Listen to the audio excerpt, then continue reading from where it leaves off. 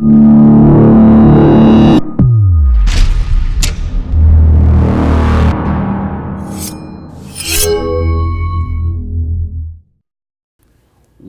to the DYNAMO Show, episode 3.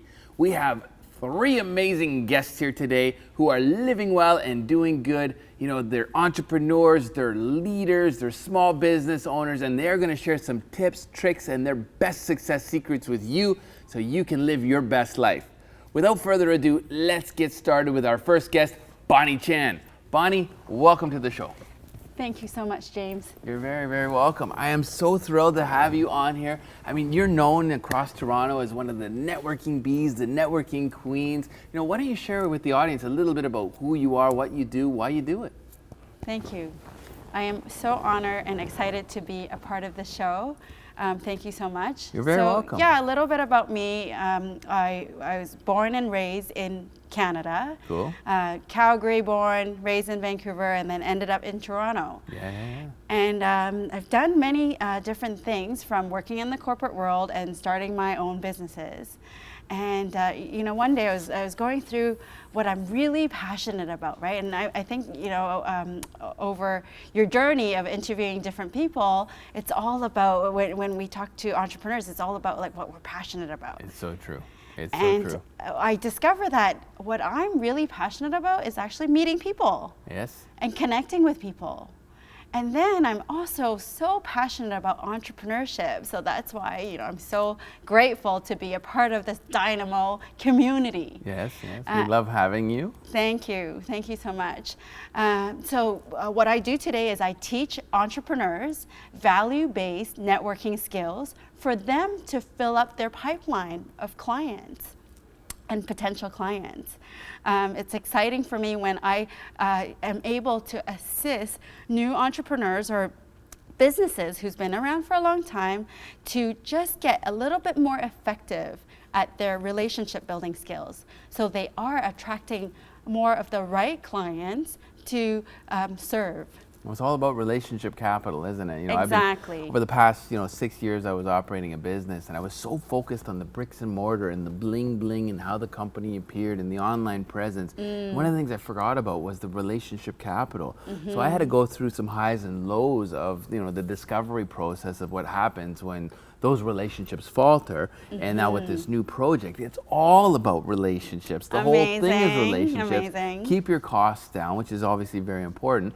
You know, one of the things you obviously do is teach these entrepreneurs how to network within different environments. Exactly. How do you do that? Are you a coach? Are you do you train them one-on-one? Do you do workshops? Yeah, so I do various forms of delivering my service. So from training online to the face-to-face group coaching and training, and I work with individuals one-on-one. That's cool. So all facets. Very cool. You know, when they say the money's in the list, being connectors like we are, we know this, how magical it is to actually start building your list and seeing those numbers grow. So when you, let's say, have an email blast or you're going to send out a message to them or you want to connect with them in some way, one of the best ways to do that is networking. Do you have any tips maybe for our audience about list building? List building. Great question. I got thrown off a little bit because, when I talk about networking skills, I do invite people to think back at, to not forget the power of the face-to-face, right? So when you went into like list building, I'm thinking more on the online piece of it. But it starts face-to-face. Exactly. It should start face-to-face. It does start face-to-face. So, when we talk about the face-to-face, when we're out there, whether it's a formal way of networking, going to an event, or an informal way of networking, meeting someone at a party or at a wedding, you see if there's a connection. And then if there is a connection, you ask them if they would like to stay in touch, right? So that's when you add physically someone to your list. In terms of list building though, the first thing I think of is finding people who are talking to the same type of people you want to talk to. Yes. And then collaborate that way. That's the best way to actually expand your list fast. One of the things we were talking about before was not only just connecting or connections, but having an authentic connection, having that real authenticity, that genuinity within that connection. Care to expand on authentic connections? Authentic connections, yeah. When you say that word, I actually think of the scenarios when, when you meet certain types of people and you talk to them like once or twice, but you feel like you've known them for a long time, like they're your childhood friend. Do you have some of those relationships? Like you. Oh, thank you. And like you may not see them for another like 2-3 years. Yeah. You get together again and it's like you've been together for the last 2-3 years. That's when I define like an authentic connection, right? And if I think about how to create that or what's the premise behind that, I think of respect, being open, and then I also think of that energy, right? Some people you just resonate with energetically. It's true. And it could be that you share some value or you share some interests, and then both parties are open to each other's background and where they're coming from. And then I also think of the word vulnerability. Oh, big word. So someone that you can be vulnerable with, like share the challenges and the struggles. Exactly. Yeah, I mean struggles, we talk about struggles. A lot of struggles come from mistakes or things that happen, whether it's a natural disaster, it's, a bonehead move that we perhaps made. Has there been any mistakes? Like on your journey of networking across Toronto and doing what you do, have you fallen off any cliffs? Oh, definitely. Care to share? That's one of the ways that we learn. And for the audience that's listening to us here today, I know there's many networkers out there, whether they're in the MLM business or they're entrepreneurs, speakers, authors, whatever they happen to do, or if they do go to these networking events, maybe share a few of your mistakes that they can watch out for. Absolutely. So this is definitely not a natural thing for me. So this has been a journey. I've just picked this topic as I resonate and I'm so interested in learning to become a masterful networker. And at the beginning, it wasn't like that, right? I just kind of went out and, in school, they say, during school, they say, you got to network to find those jobs, right? It's like, okay, I got to go network. Yeah. But how do you do it? I don't know how to do that. Is it taught in school? Did they teach that stuff? They never taught me, right? That's why I started this business. I'm like, hey, there's a gap. And now you're teaching others. That's why I'm teaching it. Because someone said you got to network. You hear it all the time, right? You got to go network, whether it's for a job or for business. You got to go network. How do I do it? I don't know. So I started doing it. And then some things that I started doing, I came across scenarios where people were like, Bonnie, don't call me anymore. That's when I'm like, okay, something is wrong. When they see you exactly. Something is wrong. Something is, I'm not doing this right? Yeah. So some of the fallbacks that I've seen myself and I've experienced myself is not getting ahead of yourself too quickly when you meet somebody. Good tip. And I've done it before myself, right? Yeah. When you're like excited about Give what them you the whole offer. Farm. Exactly, what you offer. You're all excited. Exactly. And then you wanna hand them your business card, you wanna ask for the sale. Right? That's a no-no. How important is the elevator pitch when it comes to networking? Like I know you only have a certain window. And some people, I know people that take this blanket approach. They bring a stack of business cards and they hand them out as many as they can. They collect as many as they can and they throw people on their list. And people get upset with them because they didn't actually opt in. Do you agree with that, or do you prefer to maybe meet 10 or 12 or 15 people at an event, that some may be or may not be natural connectors? Are you a natural connector? Or is everybody a natural connector and we just need to remember these skills, or is it something that we learn? Yeah, absolutely. So thank you for bringing that up in terms of blasting business cards. No, don't do it. Yeah. It's just a waste of money and a waste of your energy, right? Yeah. And people are generally turned off. Yes. When you're doing that. Yeah. Am I a natural connector? I'm actually not a natural connector. Maybe, I can see that. You surprised me. Are you one? I don't know. am one. Okay, great. Yeah, I'm not.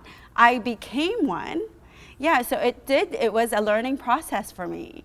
I learned that to become a master networker, one of the skill set or one of the traits of a very great networker is to connect people. Yes.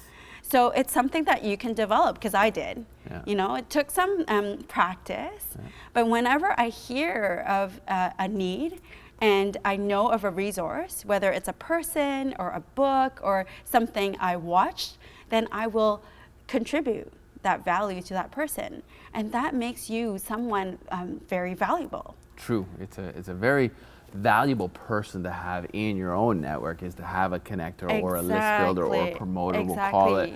And there are people like James, right, who are natural connectors, right? Yeah. And it's awesome to connect with natural connectors. It's true. It's yeah, true. but it is something that you can learn. Especially if you're and doing that's a what project, I teach. You right? know, and I know you, I know you do it really well, because I know some of your students and they rave about what you do. Thank you. How is it that a student that maybe is watching this show today connects with you, whether it's online or in person? How do they go about connecting with you on a final note?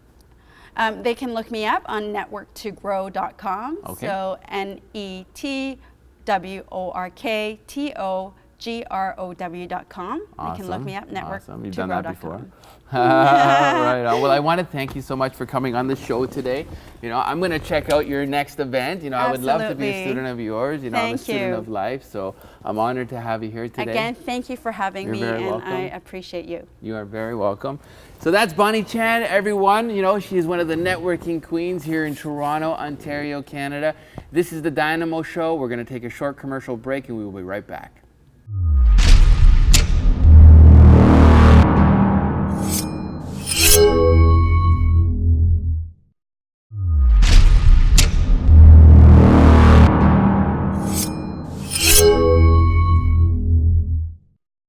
Hello and welcome back. I am James Erdt of DynamoEntrepreneur.com. This is the Dynamo Show, and we are about to talk to our second guest. Her name is Raja. Some say Raja, I say Raja. We're going to invite Raja to the show right here, right now. Welcome her to the show. Very grateful to have you. Thank you. You know, we've Thank just you. recently met, you know, over the past few months, and you have just wowed me. Wowed me with your energy, wowed me with who you are, wowed me with your vision and mission of what you want to do here on this planet. Why don't you kindly share with, you know, the audience a little bit about who you are, why you do what you do, what makes you so magical, Raja? Thank you for having me over here. Oh, you're welcome. Actually, I was born and raised in Kuwait to a Palestinian father and a Lebanese mother. And I stayed most of my life there until I immigrated to my beautiful Canada. Yes. And we started our life in Halifax, Nova Scotia. And that's where I settled and started my life over there. I attended Dalhousie University, the medical school at Dalhousie University, and I got my doctorate degree in molecular genetics and neurobiology and neuroscience. After which I did a fellowship in the immunology department, and then I was hired as a clinical director for the transplant lab at Capital Health in Halifax. So I was working at Capital Health. My lab was in charge of doing transplant testing to match donors with recipients, and I was an assistant professor at Dalhousie University. And this is where all started. That's where all things started happening here. And it was all until some time in 2006 when I got really sick and I had a lot of health issues and challenges that I was put on sick leave actually and stress leave. It was a very, very high stressful job. I bet. I was on call 24/7 and there was a lot of work to be done. And eventually I just couldn't cope with all the demands and the stresses on me. It caught up to you. And it caught up to me, and that is when this new path of my journey started. And I started studying and looking into alternative health, and it's just been A hell of a journey. Amazing, amazing, amazing journey. That's the least I can say. It's absolutely fascinating. I'm watching you share your story. So, you're obviously very smart. You're obviously very, very educated, and having come from where you come from, the challenges that exist on that part of the world. And then you come to Canada and you have, the different types of challenges that exist in everyday life. But when you actually said, how your journey began and when it actually came out of trauma, it came out of tragedy, exactly. Care to share about that spark? What was that aha moment where you decided to shift from science to spirit? Yeah. Well, initially, when I was put on sick leave, I didn't know anything about the spirit or spiritual work or any of that, right? I was totally ingrained into the scientific world. I was only thinking with my logical and analytical mind. Don't forget, I'm a scientist, right? I read about it in your book. And so when I was put on leave, I had to go on medication, actually. I had a lot of health challenges, like I said.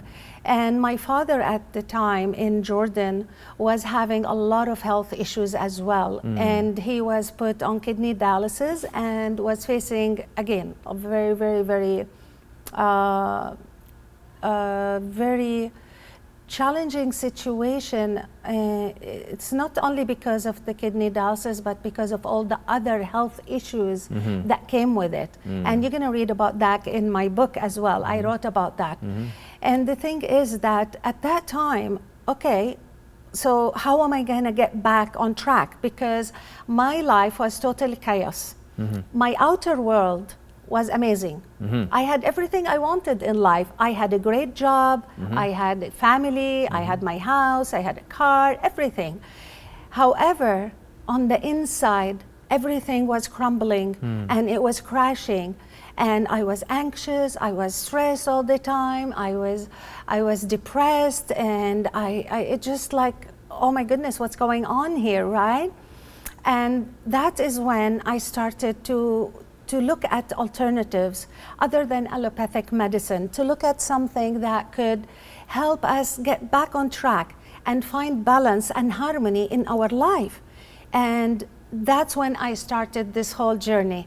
So initially I wanted, actually, let me backtrack for a sec. So working at the hospital, as it was a traumatic experience at the health level, at the physical level, but it was the most fruitful experience I ever had in my life. That's nice. It actually, out of this trauma, came all of the work that I'm doing today, my mission, my vision, my life purpose, everything just came out of that. So now I don't look at any challenge in my life as negative. I don't look at it as a trauma. I just look at it as another opportunity for spiritual growth.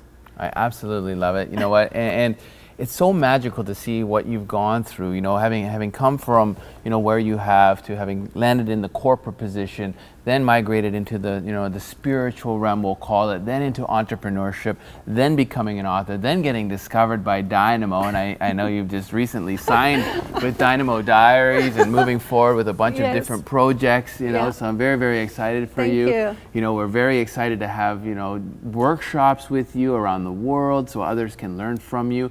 Let's talk a little bit about what they would get at these workshops. Okay, what is it that you're doing with Dynamo? Who are you actually empowering? Okay, so I moved recently to Toronto, and when I moved here, I knew that there was a bigger role for me in life to play, and that was the reason for leaving Halifax and coming to Toronto. And when I came here, one of the things I was thinking of, because I have a bigger role, I wanted to attract like-minded people and work with them and team up with them. And when I manifested that, you just showed up. When the student is ready, the teacher appears. Exactly. So I've been talking to other people because I'm a person that I believe in teamwork. And I always, like at Dalhousie or at the hospital, we brainstorm, work together. It's research, right? So you come up with ideas and discuss them. But this, in the entrepreneurial world, it's hard to do something like this because you own your own business. You're always thinking about everything, right? But when I moved here, a shift happened, something like big, and I think it goes with the energetic shift on Earth. A shift to shine? A shift to shine, exactly, yes, yeah. And that's where the book title came from, right? Because even for me, I didn't get it until I wrote most of the book. The book is done that I got this message. Wow, shift, shift, shift. And I have been shifting for the last 8 years. I study something and then I shift to something else. I finish one thing and then I move on to something else, to the extent that I didn't know what to call myself anymore. On a final note, you know, we need to wrap up to go to commercial break, but I would love for you to share with the audience, maybe look into the camera, talk to them, tell them maybe 3 nuggets that they're going to get from reading your book. I think the most important message that you will be getting out of this, that you're going to start thinking about health and about life in a totally different way, because I believe that there is more to us than the physical body. So people will start to know now more about the emotional body, the spiritual body, and how to be in alignment, how to be in alignment with your higher self and with your soul. Because a lot of things that happen to us, and when we're stressed out on a daily basis, it's because we are out of tune. We're not in tune with our inner guidance. And this is the most important part, that you will learn how to do that through the book. So for example, like if you feel you're stuck, you're not moving towards you want to be, if you feel anxious, depressed, stressed out, it's because you are out of alignment. You are not in alignment with your higher self. You are not in alignment with your life purpose, what you're supposed to do here on earth. So this is something that's gonna, reading the book, it's gonna show you all these places that you are stuck in that energy, and it will show you how to move that energy so you can move forward, attract love, health, abundance, whatever you want in life. And then you're gonna be really, and only then, true to yourself, so you can shine and be who you are meant to be on earth. I love it. Shift to shine. Shift to I know shine. we're aligned here today. You know, this is where we're supposed to be, the right time, the right place, the right moment.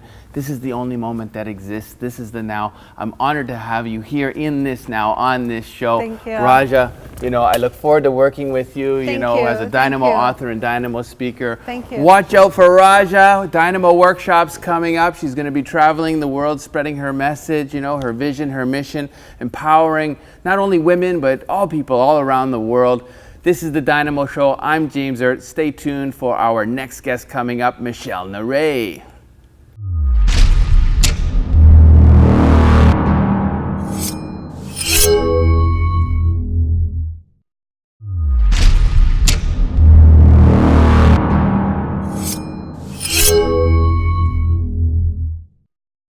Welcome back to episode 3 of the Dynamo Show. We've heard from Bonnie Chan and the Raja.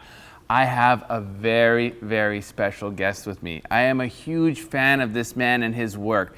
I actually met him at an organization called Mo Mondays. Maybe you've heard of it, maybe you haven't. We're going to hear about it all today. Without further ado, let's introduce my good friend Mishal Neray to the show. Hey James, great to be here. Oh, I'm so honored to have you. I am such a fan of your work and what you James, do. the feeling is mutual. Thank you, sir. Thank you, sir. You know what? It's absolutely magical what you've created, what you're creating. You know, there's so much synergy, there's so much crossover between our two organizations, and the stages that our speakers share.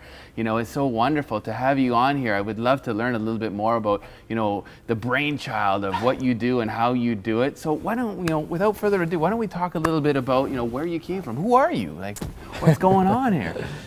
Wow, that's a big question to start with. Who am I? That's the question we're all trying to answer, isn't it? It is, it's true. So yeah, I mean, we met through Mo Mondays. We did, And Mo Mondays is all about, you know, giving people a voice. It is. It's a kind of a speaker event, but it's more like a variety show based around entertainment, fun, laughter, and personal storytelling. Amazing story. So it's a big part of who I am and and why I created that in the first place. Yeah. And it's so synergistic with what you do. You talk about doing well by doing good. Yeah. Doing well and doing good. Yeah. And that's how I think about Mo Mondays. You know, I feel that the more, I mean, let's back up for the viewers. Yeah. Okay. Yeah, Mo Mondays is a once a month show. True. Where we get 6 to 7 people coming up on stage, sharing a personal story. But we also mix in musicians and other kinds of performers. And so, if you will, it's kind of like a cross between personal storytelling and entertainment with music and comedy.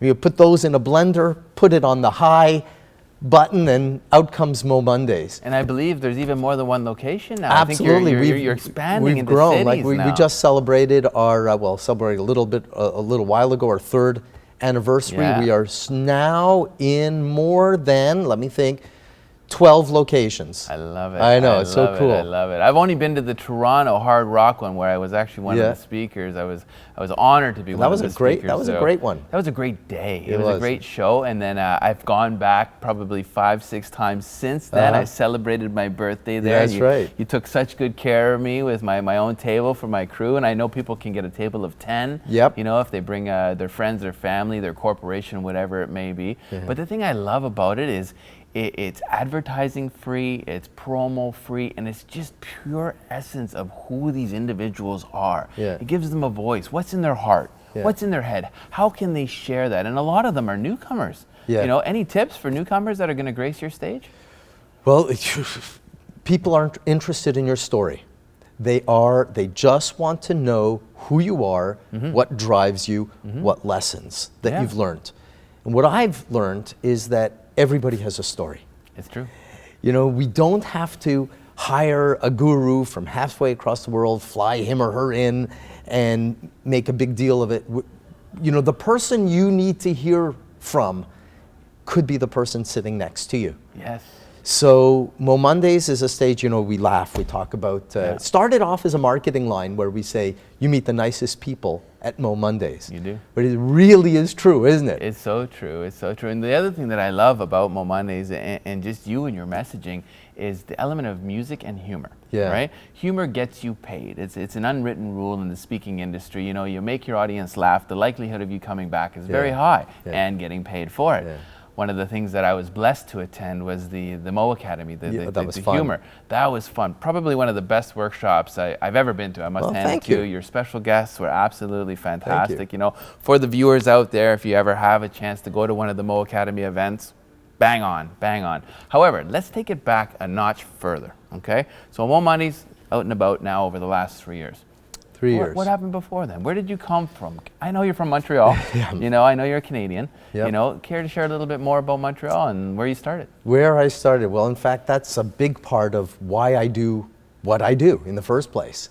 And I'll even go back even further to my parents. Cool.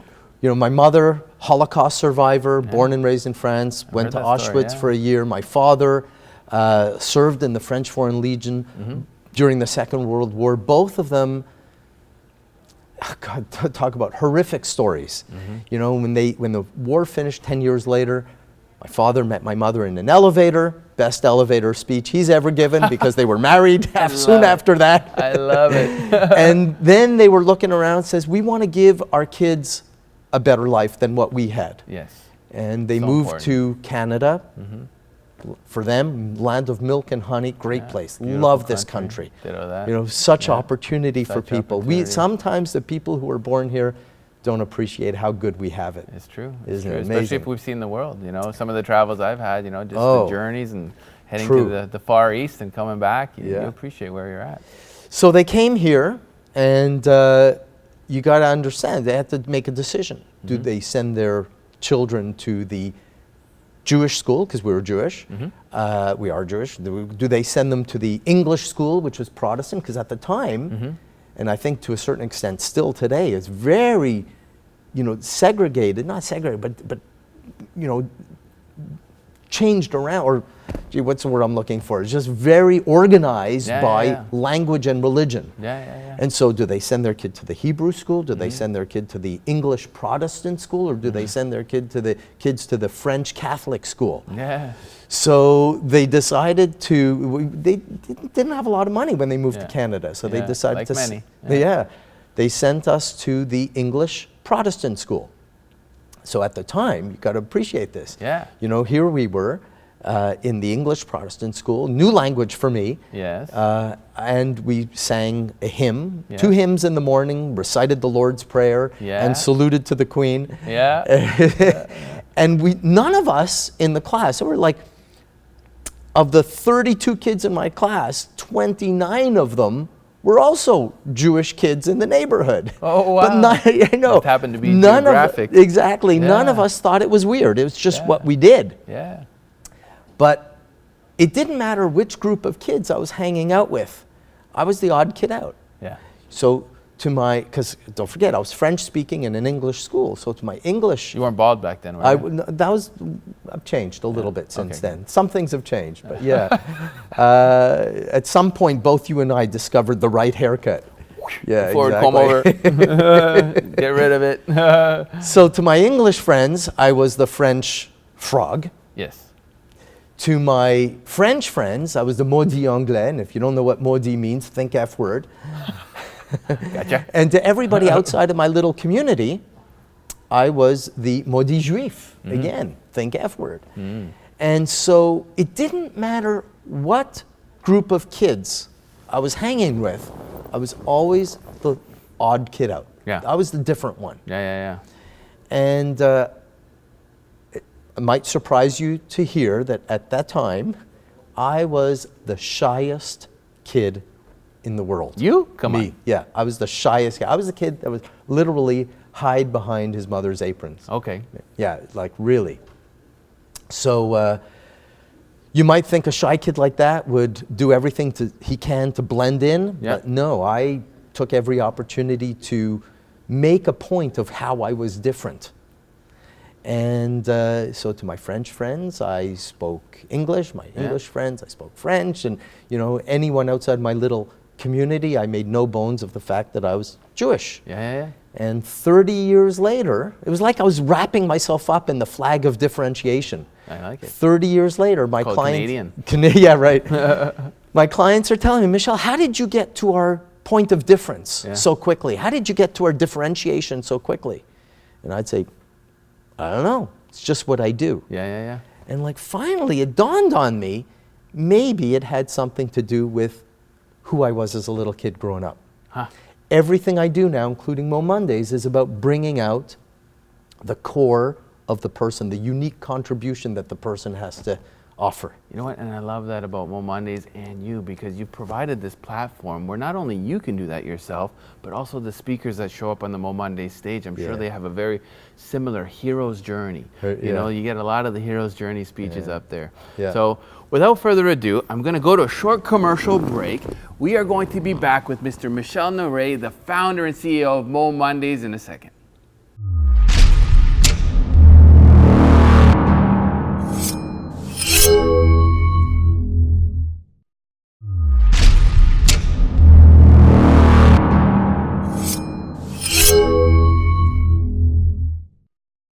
Welcome back, Dynamos. Here we are on our show with Mr. Mishal Neray, the man behind Mo Mondays. On a final note with Mo Mondays, I would love to understand, why do you think it's so successful? Why this rapid growth of this magnificent product that you have? I think we've just scratched the surface, to be honest with you. I've got a vision for Mo Mondays that has it going all over the world. Oh, wow. I really believe that through Mo Mondays, through the sharing of personal stories, it's our small step that we take towards world peace. But you've been there.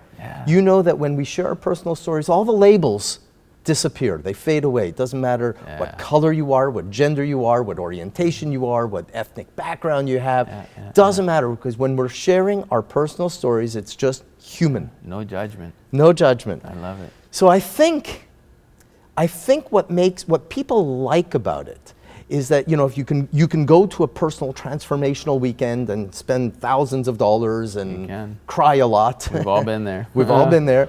Or you can, you know, but it doesn't have to be so heavy. Do you know what I mean? You can go to a networking event, but then it's all about giving and getting business cards. It is. And, you know, it's all about keeping that business casual veneer on. You can go to an association event, but then it's all about pretending that you're more successful than you really are to your peers.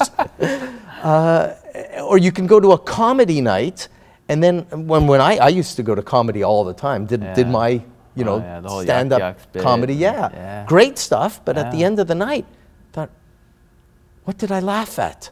What did I learn tonight?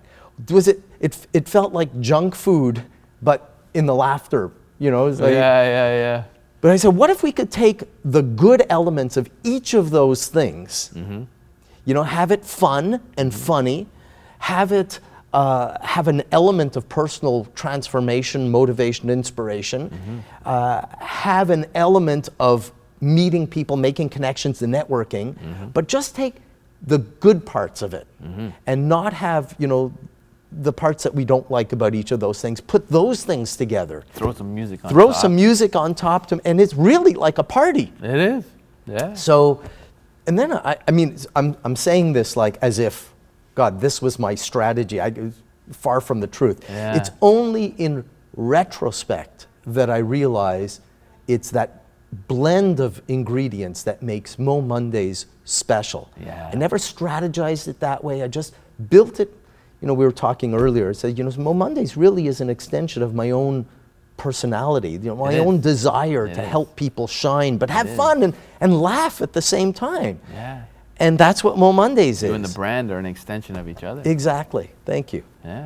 So that's really why I think people come, because they can go to each of those other things, but it's very one-dimensional. They can go to Mo Mondays and get a little hit of everything, and it's a fun night. People come for date night. It's magical. Yeah, people come to celebrate birthdays as you did. I've met some amazing people. I have some of the most amazing people that I've met at Mo Mondays in my network now. I've even got one that actually works with me now. Oh, cool. So I am absolutely thrilled that you've created it. Thank you. I'm looking forward to stepping on the Mo Monday stage again. You know, even being a professional motivational speaker myself, where, you know, I started at Toastmasters way back. You know, we all know Toastmasters. I went through 6 compulsory speeches, and then I won the Canadian Motivational Speaker Talent Search. And then I was like, okay, well, now what? Where do I practice the art? Where do I practice the context of the delivery? Not necessarily the content. Everybody has content, but what we seek at Dynamo Speaker Agency is how they deliver.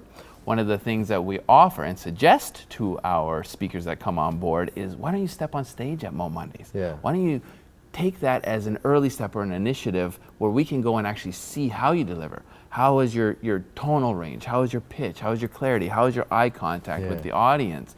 You know, do you think it's a good fit for what we're doing? You know, one of the things that I think people like about Mo Mondays is that we've got a variety of speakers.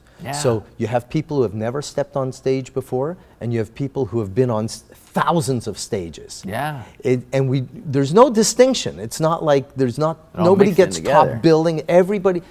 So we all have an experience. So I think and you know, it's the warmest audience in the world. The warmest, most 100%. supportive audience in the world. 100%. So if you're looking to evaluate a speaker, it's a great place for speakers who haven't had a lot of experience. It's a great opportunity for speakers who have had a lot of experience.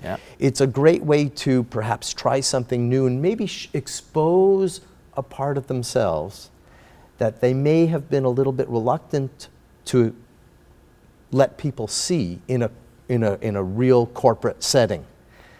And what the professional speakers tell me, the feedback that they give me, is that since I spoke at Mo Mondays, it's made my corporate speaking better because it's given me more confidence to share that part of me. And what I find is like, oh, I have to be so professional at my corporate engagements? Well, guess what? You have to be professional, but what they appreciate is when you share the personal. And that makes it stronger, more impactful in all of your speaking. You know what, and I absolutely love that you allow them to share both sides of the fence, you know, the professional and the personal. Personally, for me, I'm so used to these professional corporate environments where you have to be like, yes, you know, and I'm a little bit more rock star than the corporate likes. However, when I can go to an event like Mo Mondays and share personal, what I found it to be is healing. Ah, nice. When I shared some vulnerability, when I wore my heart on my sleeve at Mo Mondays about my past, you know, with the drug addictions and you know, having been in prison when I was a young boy and, you know, having lost 4 friends to drugs and a friend to gang violence, you know, to be able to share that in a non-judgmental environment and have a standing ovation of people that absolutely are just sending this love to the stage. Yeah. It's so healing. Yeah. It's so empowering. It's saying, it's okay. Yeah. What matters is who you are right here, right now, in this moment. That is what matters. And you give that to them. Thank you. What's cool about that is all of that history are the key influencers that made you who you are today. It's true. So we talk about drilling down to the core of your brand, your personal brand, your brand essence. Yeah. It's a part of it. If you leave that out of your corporate engagements, you're cheating your audience. They want to know who you are. Yeah, yeah, yeah. And it gives you the credibility Yeah. to give them the message that they need to hear, that you are paid to give. Now, I know you were actually just speaking in Jamaica. You know, as a keynote speaker, we travel the world, you know, different engagement, different places, some corporate, some not so much. You know, being a professional speaker, being a motivational speaker, there's so many people out there that you know, I could never do that, or, you know, I would love to do that one day. How did they take that step? How did they get into this business? Funny you should ask, because when I was in Jamaica, at least 4 people asked me that question. You know, it's not like you can go to university and sign up for Motivational Speaking 101 and there's a 201 and then there's a career path there. Yeah. It's a good question. And how did people do it? Well, first of all, I think, again, you know what, it goes back to your earlier comment of personal and professional. Yeah. We tend to put on our professional suit when we're in professional situations. Yes. And we save our personal suit for when we're in personal situations. Yes. And what I'm all about, doesn't matter whether I'm doing my corporate branding, whether I'm doing my or my personal coaching, or I'm doing Mo Mondays, the thing that kind of ties everything together for me is helping people be the whole person or be the whole brand. Yeah. And that requires you to have the courage to bring that and let it show up. So what I've noticed is that the motivational speakers who really do well are in demand and get asked back. Yes, they're funny. Yes, they have good content. They have to have serious content, of course. Of course, they got to back it up. But they also have the courage to bring who they are as an individual. I love that word. It's all about courage. It's all about courage. And to share those stories that other people would think that, oh, but that's not appropriate to share in a professional setting. No, that's exactly where it's appropriate to share. And that's when you touch people's hearts. I mean, you've heard the expression, they won't remember what you said, but they'll remember how you made them feel. That's right. I'll give you a quick example. I was doing a keynote in New Orleans a few years ago. Yeah. And I shared a story. It was all about branding. It was for real estate agents all across the US. Okay. Their annual convention. Yeah. I was doing all the strategies of corporate branding. And then at the end, I shared a story about my mother in the Holocaust and how that affected me and how that affected the value that I offer my clients. And I made the link there. Anyway, long story short, finished it. People were moved. They came up to me after, they shared with me how much that had an impact on them. And it didn't hit home to me until a year later, I'm at a different conference. Somebody walks up to me and said, Mishal, I remember I came here because I was in your conference last year in New Orleans. Oh, wow. And I remember you told me the story of your mother. Yeah. They didn't say, I remember you gave us those brilliant strategies on personal branding. They didn't tell me that. They said, I remember you told that very powerful story. That's what people remember. That's what moves people. If you want to shift a culture of an organization, if you want to shift the personal culture, if you want to give them real motivation, and motivation is just superficial until you give them the real drive to make that change, you have to hit them somewhere else. Yeah. Not just here. Wakes them up. You know, when you impact, not only their mind, but their heart. Yeah. And you allow them to get into this emotional state of feeling they absorb it. Exactly. We like to use the VAC principle, visual, audio, kinesthetic, Sure. and it's so great when you have all the elements kind of combined to merge together to create this wonderful speech and then deliver. One of the most epic things that I love about speaking is the follow-up. When you actually get that lineup of people that come and talk to you, or I was speaking at Camp Enterprise the other day for the young students that are sponsored by the Rotary Clubs, and I was actually voted top speaker of the Cool. of the Congratulations. conference out of 20 speakers by the students. Yeah. But there was that one little boy that was like standing at the side of the room, and he was kind of looking to see if I knew he wanted to speak to me. And I was like, wait, and I was taking my pictures and signing some autographs and stuff like that. And then the kids had left, and he came up to me, and he's like, James, he's like, thank you so much for being here today. He goes, if you weren't here today and I didn't hear this today, I might not be here tomorrow. I was contemplating suicide. Wow. He goes, I want to do what you do and give back to kids. Yeah. Right? Little boy from Brazil, flew here, hardly spoke the language, beat up, cyberbullying. The story, horrific what this little boy had to go through. He's now happy, he's thriving, whether or not he's following through in a career like this, I don't know. But that one boy made me realize that I am on point, I am on path, Sometimes they don't approach the stage, whether it's me, whether it's you, whether it's the Mo Monday speakers, But I have to thank you today. Thank for you. being here, Awesome. Keep doing what you're doing. Thank you. You're an amazing man. I love, the whole vision and the mission behind Mo Mondays. I'm here to support you, whatever Dynamo can do. And I think there's a huge amount of synergy between Dynamo and Mo Mondays. Let's talk when the cameras are off. Sounds good. Awesome. All right. Well, thank you so much for tuning in to episode 3 of the Dynamo Show. You want to check out more, learn about our 10 divisions, dynamoentrepreneur.com. If you have a question for myself or any of the speakers here today, info@dynamoentrepreneur.com.